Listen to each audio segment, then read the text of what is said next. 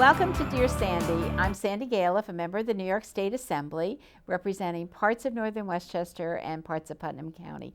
And today we're going to be talking about the summer and safety for our children and our teenagers in our community. And we want to be sure that we have a good summer for all of us. So we have some wonderful tips and we have some wonderful guests. So first of all, I'd like to introduce Don Smith, who is the Putnam County Sheriff. Welcome, Don. Thank you so much for having me, Sandy. And you are the sheriff for all of Putnam County.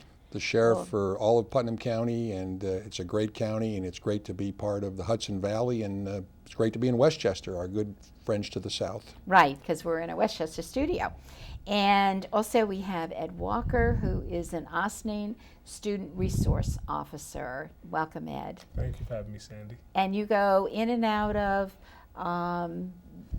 a number of the Ossining schools? Yes, I have 7 different schools that I oversee, and I'm in and out all day trying to build relationships and meeting with the teachers, and also meeting with their CERT teams, which is our security team for each school. Right. So you're in school, and that's one time of year, but we have this summer that comes along, and some of the kids might be in summer school, but the majority of kids are out. A lot of parents are working. I can't imagine it, because I know when my children were out of school, I was working a little bit. I was at home, but I was still working, and I remember the difficulties of making sure that everything went well. So, Don, what are some of the issues that we have to deal with in the summer? What do we look for? What are some tips? Well, Sandy, first of all, I think in your opening comment, you just mentioned something that is very, very important when you mentioned parents. Mm-hmm. Because I think the whole key to the summer safety involves the parent relationship to their children. And it's all about communication.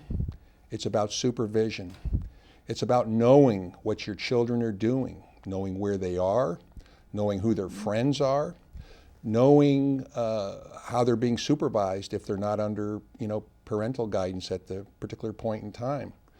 I think that's absolutely key, and I don't believe parents can talk too much to their children about making sure that they provide them feedback, what's going on in their lives.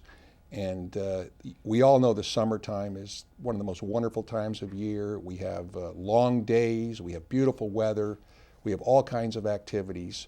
But with these long days and with all this leisure time and vacations, there are certainly safety concerns that I'm sure we're going to talk about here today. Right. So, Ed, do you feel the same way? What is the most important thing that you think we should deal with our children out of school? Well, I think since we know summer's coming every year, I think the important thing is right about March, April, you want to start to plan for the summer. You want to figure out what camps your kids are going to go to. Maybe even network with your neighbors as well as other people in your community or in your immediate community and your neighbors. You want to find out, who's going to have kids going to what camp, where you guys are going to meet the bus at, can we carpool, what parents are off what weeks, maybe to help out with watching the kids. But I think the biggest part is going to be planning, making sure have something to plan for the kids each week, and give them a time frame, especially when they have downtime. Know where they're at and what they're doing. So it's kind of like real structure. I mean, schools have structure. So you're saying, I mean, it's a looser structure, but still to structure the day with your kids. Yes. Yeah.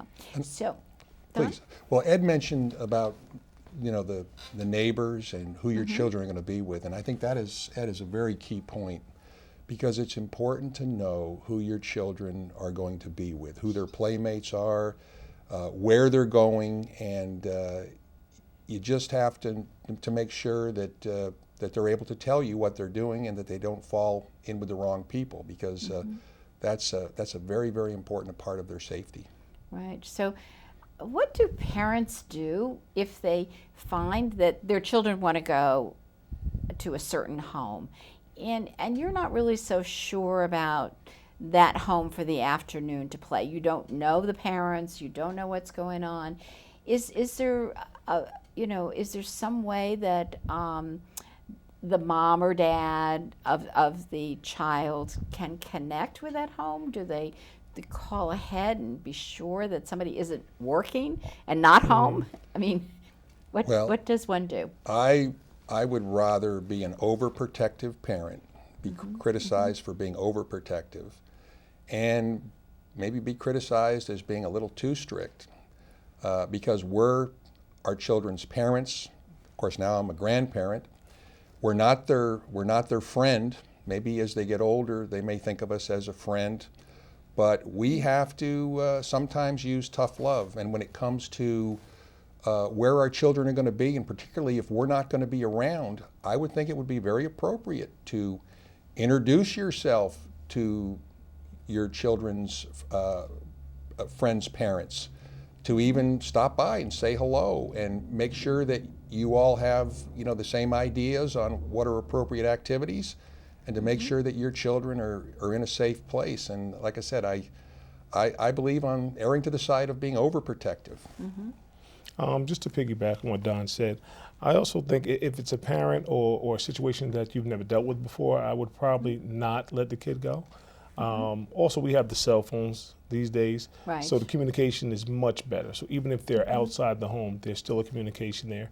Most of the phone services have now a locator for your child. But I think once you set the foundation with your child, and if you've built on that foundation over the years, I think there's going to be a trust there, a trust factor, and you're going to know what your child will and will not do, what the rights and wrongs are. And if that's there, I don't think you have to worry about that. But as far as going to someone's home that I don't know, that's definitely a no. Right. I would just like to reiterate what Ed said about saying no as a parent can be very hard. That's hard, right? It is very right, that's hard. Oh, mom and dad, everybody does it. Well, not everybody does it, and I'm doing what's best for you. And so I think Ed's point about saying no until you have checked out the situation and you're comfortable. If you have a bad feeling in your gut that something's not right, then I would certainly go with your feeling until you can prove otherwise. Right. So what about, I was talking to Ed earlier in the day and saying, when I was a kid, I just remember, my mom said go out and play, and we went out and played, and we were in empty lots playing games across the street. I lived in Mamaroneck, and we go out and play baseball in the street, and we just, take our bicycles and go everywhere. I'm not sure whether I ever told my mom. I probably did. I'm going up this direction toward White Plains. But so how do parents deal with their children now who really want to go out and play, or want to ride their bikes, or get on their roller skates, or whatever they're doing, and you're not really sure? Are we back to that phone? Well, this is a delicate balance, depending on the age of the child. You want to give them a little bit of rope to mature, to grow, to even inspect their own foundations that you've built for them. But at the same time, we want to be safe. As when I was growing up, we were all over town. Nobody had any clue. Just be home before the street lights come on. I think those are days of the past. If we're really going to look seriously at today. But I also think, once again, the communication, the foundation being set, and what you've instilled in your child will shine through as things begin to grow and they begin to move on and grow. So I think it's going to be an age-appropriate response, as well as what I built or what parents have built. Right. So I guess it's a little different if somebody is driving a car as a teenager. I don't know what the rules are. Parents need to do certain things with the taking of the car. And I remember my parents setting very strong guidelines. They had to know where my car was going to be and when that car with me in it was coming home.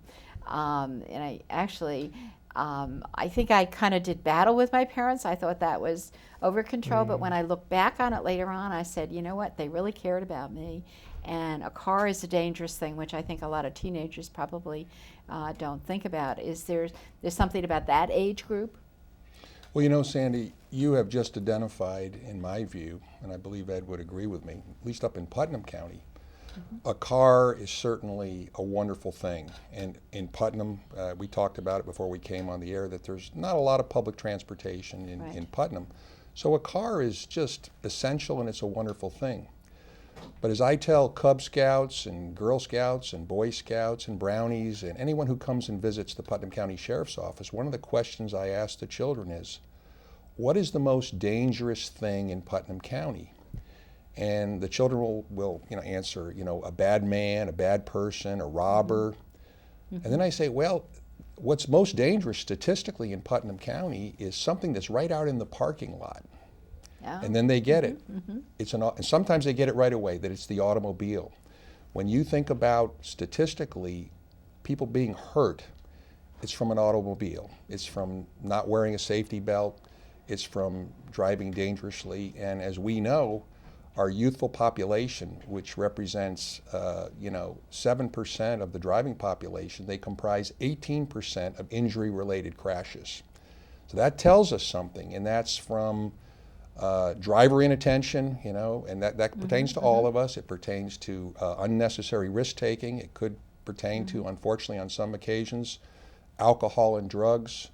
And so it's just very, very important that when we allow young people, really anybody, to have a car, that they need to know the rules of the road and they need to adhere to safety. And that's a parental responsibility. Right. That is definitely a parental responsibility. And just going with somebody else, I mean, we've made more limitations now by state law about the age when you can have your friends in your car, but there was a point where you can. And if you know that your children are going with somebody else in a car, again, what do parents do? Is that another checking out, Ed? Who's the driver? I mean, that's complicated too. Well, normally the driver's going to be someone who was a childhood friend. So you'll have the gist of who your kid's going to be riding with, or who's going to be driving, because you know who's turning 16 because you've been to a few birthdays that they were growing up, and you can pretty much set that in the home. You're not to ride with Johnny Smith, because I know he was a dare taker at a lot of the birthday parties we had. So I think you can nip that in the bud early on. And at the same time, if you have a responsible child and they are a driver, maybe you speak to them about being more responsible and being a designated driver for your friends. If you guys are going out, I would like you to take my car, and I expect you back by such and such time. So I felt very safe when my daughter at Ossining High School was the designated driver for everybody. And I thought that was, I don't know how she got into that, but she just was. She was never into drinking anything, nor is she today, but she was really helpful having a for her responsible mother. friends. No, it didn't. No, she just picked that up. I don't know. Really? There was a program going on, and they must have been asking for people to sign up, I suppose, to be the designated driver in the high schools. Wow. and so on. Of course, many of the problems occur around proms, which isn't our time when we're doing the show, but I'm sure that you do a lot of public relations about the prom times. Well, Sandy, you bring up a good point, and about knowing about certain children and who are the risk takers and who you can trust. I'm very proud to sit next to Detective Ed Walker here, because Ed is a school resource officer, and I believe he's been one for about 7 years. And I can just tell you, our school resource officers in the schools, and in Putnam, I have 9 school resource officers, and I have some special patrol officers.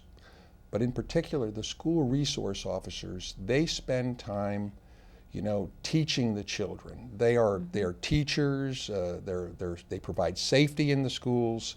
They provide counseling. They are a good resource for parents. I think in addition to talking to the children, they can provide good feedback, to the parents without